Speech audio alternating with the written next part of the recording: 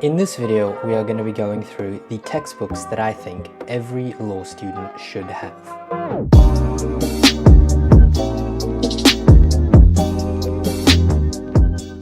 Hi guys, and welcome to my channel.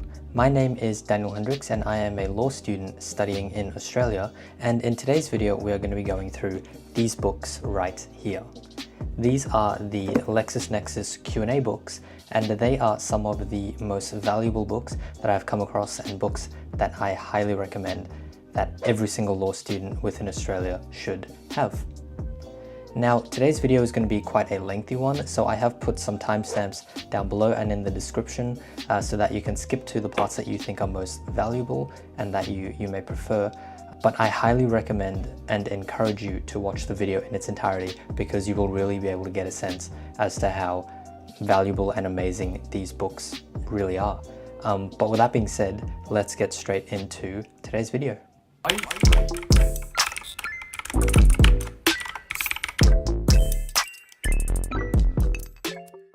Now, for those new law students or for those like myself who just didn't know, LexisNexis is actually an American data and analytics company. But within the context of law school within Australia, they are pretty much the premier sort of legal textbook company that pretty much every single university in Australia uses, and the company that my university uses. Now, I'm not 100% sure if they cover solely legal textbooks or solely law textbooks. They could certainly cover a whole range of different fields. However, as far as I'm concerned, or as far as I know, they only sell legal textbooks, and they only sell textbooks for sort of law subjects for universities. Now, the Q&A books are just a subcategory of books that they sell.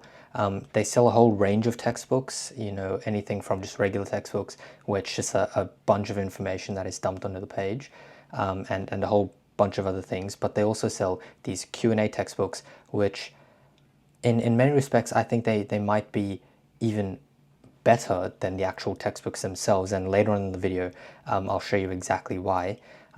But the Q&A books, like I said, are just a subcategory of books that they sell. The Q&A books themselves set themselves apart from any other legal textbook because not only do they give you a bunch of information about the specific topic that you are sort of studying and reading about, but they are unique in the sense that they provide you with a bunch of questions as well as answers and a whole range of other things as well.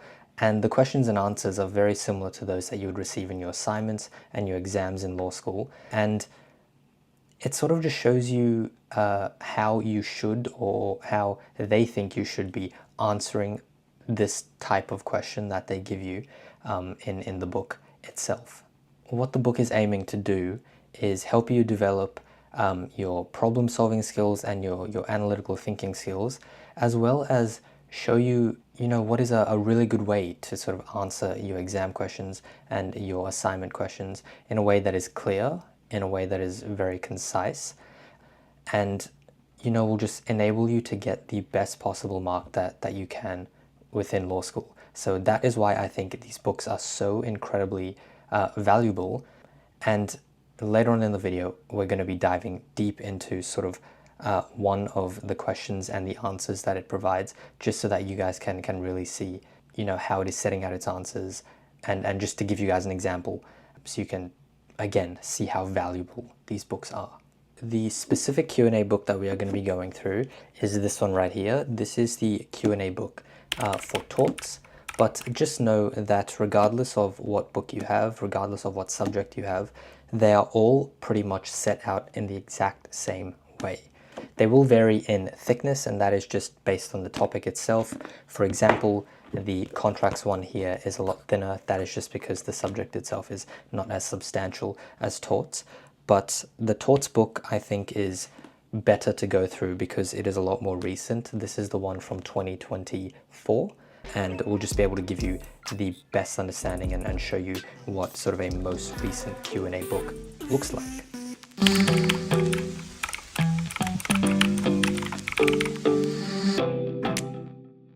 Now, Each book is organized into different topics, and each topic has their own chapter. Each of these topics align with the key principles and different areas of law that are covered in your specific subject that you are doing. And this can be seen in the table of contents right here. This specific book has 13 chapters, and as you can see, it is broken down into the relevant areas of tort law. Now, before we dive deeper into what each chapter contains and to what each question contains, I did want to point out two areas that I think are quite useful but sometimes go overlooked, and they are the table of cases and the table of statutes. Now, I personally don't use this area of the book a lot. However, I did think it was quite nice to point out because they have every single case that is referenced within the book in alphabetical order, and every single statute that is referenced within the book in alphabetical order, and they give you the full citation of each. So should you need to sort of see how a specific case or statute is referenced, you can come to this area, find it quite easily, and essentially just copy and paste it straight into your assignments and exams. Got ashes on my pants, my favorite. Okay, so moving on to the actual chapters themselves, and they are broken up into two specific parts. First, you have an overview section, and then that is followed by the questions themselves. Okay, so beginning with the overview section itself, this is found at the very beginning of each chapter, and essentially it works the same as a regular textbook in the sense that in this overview section, it goes through all of the relevant key principles, issues, sometimes even relevant cases that you may need to know in order to answer the questions themselves. And this is a section that I think is quite cool about this book because, you know, they certainly could have not added this part and just added the questions themselves, but they went out of their way to add it so that you have the general knowledge in order to answer the questions themselves. And even though it's just an overview section, it is incredibly extensive. In this particular chapter that we're going through, chapter 2, the chapter on trespass, the overview section is 10 plus pages long. So it is quite extensive and really does go through pretty much everything that you will need to know. You know, there have been times during my semester when I've gone to a lecture and there has been a certain key principle or key issue that I haven't quite understood too well, and I have come back to this book and gone to the overview section of that sort of relevant topic, and I've read through it and I've come out of it, you know, understanding the topic a lot more. So that just goes to show that this overview section is really, really good and shouldn't be overlooked. And if, you know, there were sort of issues that you had or things that you just didn't understand, this overview section can be used as another method in order to help with your learning and help with your understanding of the topic that you are studying that specific week.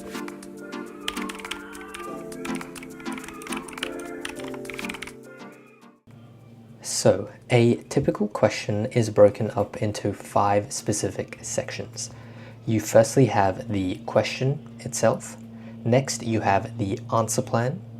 Third is the actual answer itself that it provides. The fourth section are some examiner's comments.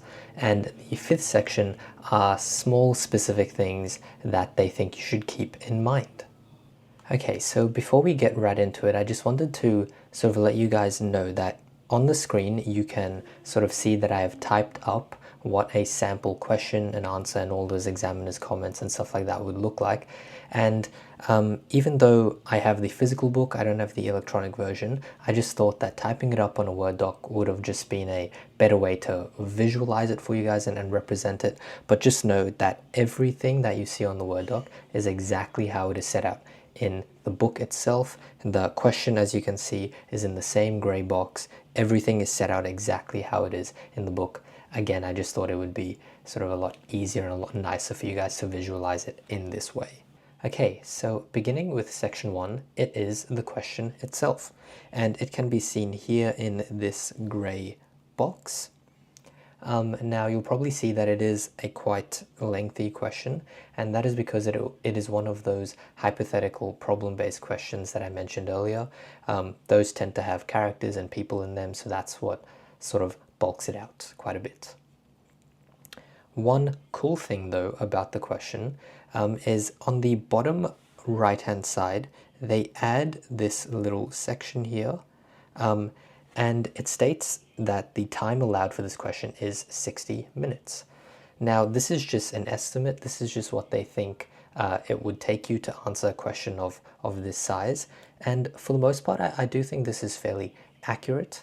Although if you are first starting out and answering these questions, don't be too disheartened if it's taken you way longer than 60 minutes to answer them. You are still sort of wrapping your head around how to answer everything and grasping everything.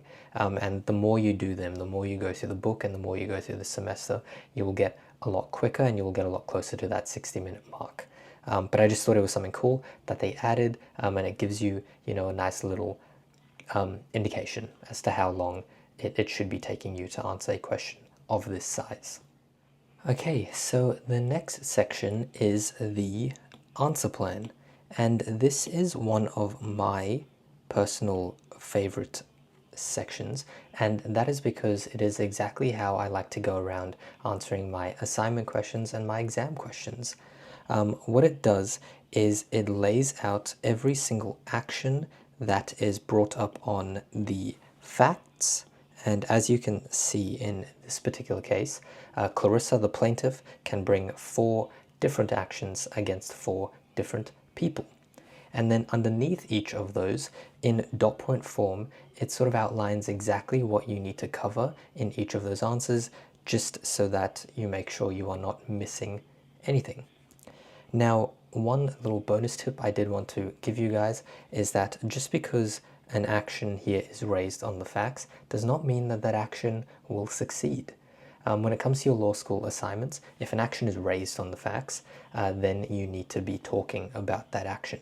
It doesn't necessarily mean it will succeed. Some actions you will get through 1, 2, 3, all the elements really, and you will determine that it's not satisfied, the action just will not succeed. But again, if it is raised on the facts, you do have to talk about it, and in this case, that is exactly the case. There are 4 actions here. I believe 2 of them don't succeed and the other 2 do. So that is just a tip that I thought I'd give you guys. And you know, this is the answer plan. It's really nice, and a really good way to sort of visualize everything that you need to be talking about in your answer itself. Okay, so moving on to section 3, and that is the actual answer itself. And this is usually the biggest part of all of the sections, and understandably so. It's the actual answer that you'll be providing. Now, for the sake of this video not being an hour long, I've only decided to show you guys the answer for one of the actions that Clarissa, the plaintiff, could bring in this specific case. That was action 1, the action against Elbert, as you can see. But I will still talk you through it and show you sort of the cool aspects and how it sort of goes about answering the question itself. Okay, so the really cool thing about how they answered this question is that it uses the same sort of methodology that you use to answer any assignment or exam question in law school. It uses the ILAC methodology. Now, ILAC is an acronym that stands for Issue, Law, Application, and Conclusion, and that is just a way of setting out your answer so that you cover everything and that it is nice and cohesive once it is all complete. So going through each of those steps individually, you can see that the first letter, which stands for issue, is mentioned right at the beginning of the answer, right here in this first sentence. Now, the issue you don't want to be very long, you just want it to be a sentence or two, simply outlining the issue that is raised on the facts. And feel free to pause the video at any time just so you can read the answer and sort of grasp it for yourself, but I will just sort of move on as we go through. The next letter is L, and that stands for law. And this is where you're going to want to be stating all of the relevant law as it pertains to the issue that you just stated above. And the keyword there is relevant law. You're not going to be stating every single piece of law as it relates to this topic. You just want to be stating only the relevant stuff to the specific issue. And again, that can be seen right here in this sort of second sentence right here. And one extra thing that I really like that they added to the answer was that they give you a full citation. Now, what is a citation? Similar to when you are writing a regular essay for a different course and you need to give a sort of in-text reference, you need to give a reference, the same is for sort of any law school assignment that you are doing. You can't just give a statement of law without referencing it. And those references usually come in the form of cases or statutes. In this case, it is a case that is given to us. The case here is Lloyd v. Osborne. And the cool thing is that they give you a full citation. Now, in your law school assignments, you are going to be wanting to give a full citation, whereas in your law school exams, you can sort of give a smaller citation. You can just say Lloyd v. Osborne. But I really like that they give you the full citation because it just saves you the time of having to go through the AJLC4, working out what part of the case it was from, and giving the full citation. So you can pretty much just take this and put it into your assignment. But I really like that they give it to you in here. Okay, so the next part of the ILAC methodology is the letter A. That stands for application. And that is pretty self-explanatory. Essentially, you are going to now be applying the law that you have stated to the actual issue and scenario that was given to you. Now, this part tends to be the biggest portion of your answer, and rightfully so. You're sort of wanting to explain it a lot more, and as you can see, it goes all the way down to here, all the way down to there. That is the application part of the question. Again, pretty self-explanatory. Feel free to pause it and read through the application just so you can see exactly how it applies it to the case. And then the last thing, which is the letter C, stands for conclusion, just to round out the whole entire paragraph and to round out the whole entire section, is a nice little conclusion, which you can see right here. And again, that conclusion just rounds off the answer, makes it nice and cohesive, and makes it nice and easy to understand. So those are the 4 parts of the methodology that is used in law school, and I really like that this questions and answers book uses that same methodology to answer the questions. Now, I did mention earlier that there are 4 different actions. Those other 3 actions do go through the same methodology. Some might be shorter, some might be longer, but again, you want to be doing that for each of the actions. It just makes it nice and cohesive, nice and easy to understand, and will help you get top marks when you are doing your own assignments. Okay, so the last 2 parts are the examiner's comments and the keep in mind section. Now, I've decided to combine these into one section because they are fairly small. However, that does not mean that they should go overlooked. In the past, when I first got these books, I definitely overlooked these sections just because I thought that the information they provided was fairly, common knowledge. They would tell you things like make sure you keep an eye on your time, make sure that you are reading the question carefully, make sure that you are going through everything that you need to, make sure that you are not going through things that you don't need to. Those are all, to me at least, sounded like very common things that everyone should just know. And while they are, I don't think that you should sort of be skipping these sections. Because they are so small, it's super quick for you to just read through them, and what it does is it just helps to cement all of those sort of easy to know or facts that you think you should 100% know. It just helps to cement them all in your brain, just to make sure that you don't forget them when you are writing your exam questions and when you are writing your assignment questions. So although they are small questions, small parts, they are still vitally important, and yeah, just give them a read. They contain sometimes some really valuable information that could certainly help you, you know, pick up maybe those extra few marks that you may have missed if you didn't go through them. Okay, so there you have it, guys. That is the end of today's video on these amazing LexisNexis question and answer books. I really hope that you gained a lot of value from this video, and if you were persuaded to potentially look into these and purchase these yourself, please comment which ones you did down below. I would love to know what subjects you are all studying and if these books were able to help you with your law school assignments and exams. If you did enjoy the video, please give it a like and subscribe while you're there. It really you know, it does help, and it really motivates me to continue making these because I really do enjoy making them. But with that being said, thank you so much for taking the time out of your day to watch my video, and I will catch you all in the next one.